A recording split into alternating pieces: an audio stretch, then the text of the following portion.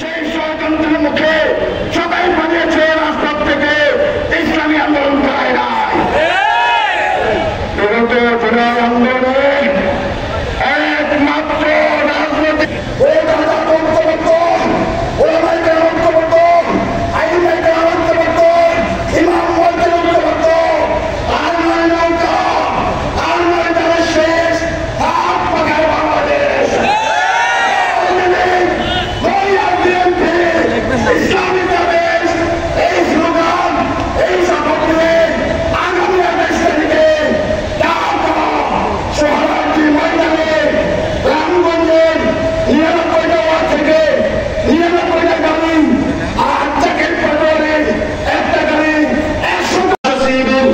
ইসলামী আন্দোলন বাংলাদেশের মুখপাত্র আজকের প্রধান অতিথি জনাব আলহাজ হযরত মাওলানা গাজী আতাউর রহমান সাহেব উপস্থিত আছেন।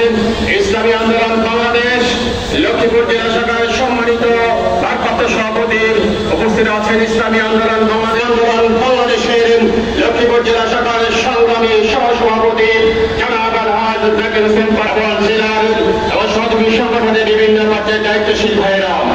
আলোচনার বেশি নাই, বাংলাদেশের মানুষ এখন ইসলামী সকল সংগঠনকে এক মঞ্চে দেখতে চেয়েছিল, ঠিক কিনা?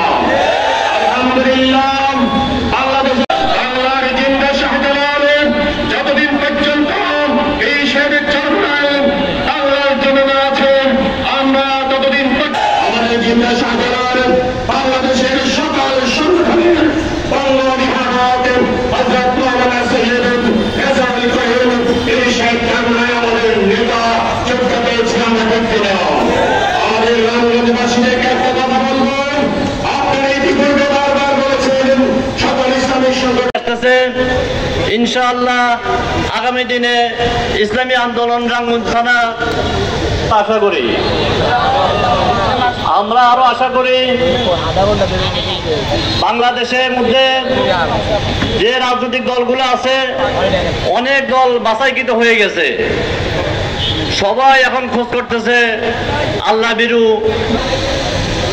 আমাদের রাঙ্গুন আসনের এমপিগত প্রার্থী জনাব জাকির হোসেন পাটোয়ারিকে বিপুল ভোটে নির্বাচন দায়িত্ব পালন করবো এ বলে আমার বক্তব্য শেষ করছি। আসসালামু আলাইকুম।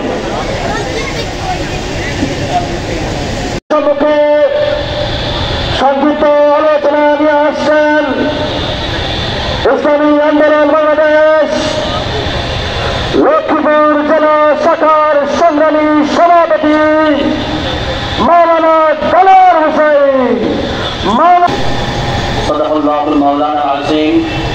ইসলামী আন্দোলন বাংলাদেশ রামগঞ্জ উপজেলা শাখা কর্তৃক আয়োজিত আজকের এই পুনর্মিলন ও সভাপতি ইসলামী আন্দোলন বাংলাদেশ কেন্দ্রীয় যুগ্ম মহাসচিব আমাদের সকল জনাব গাজী আতাউর রহমান সাহেব, ইসলামী আন্দোলনের দায়িত্বশীল ভাইয়েরা, আমার প্রাণপ্রিয় রামগঞ্জ উপজেলাবাসী।